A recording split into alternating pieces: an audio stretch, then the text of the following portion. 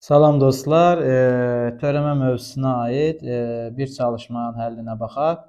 Deməli, y bərabər 124x çıxılsın 14 sinus x bölüs 13 funksiyasının mənfi pi bölü 2 0 parçasında ən böyük qiymətini tapın.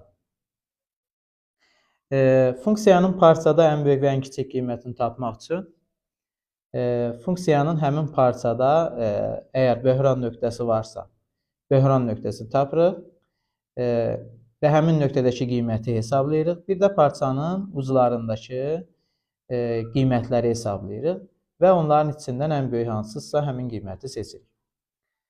Funksiyanın törəməsini tapaq. Y törəmə bərabər olacaq.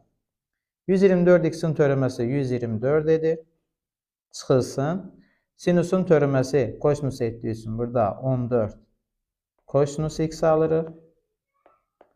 13 sabitdir, sabitin törəməsi isə 0 edir. Kosinus funksiyası mənfi 1 parçasında qiymətlər aldığı üçün tapdığımız bu törəmə funksiya həmişə 0-dan böyükdür. Deməli, bu funksiya bütün ədəd oxunda artan funksiyadır. Çünki törəməsi hər yerdə 0-dan böyük olacaq. Və mənfi pi bölü 2 0 parçasında ən böyük qiyməti soruşursa, artan funksiya olduğu üçün parçanın sağ ucunda, yəni 0 nöqtəsində ən böyük qiymətini alacaq. Yəni, bu parçada ən böyük qiymətini parçanın sağ ucunda, yəni 0 nöqtəsində alacaq.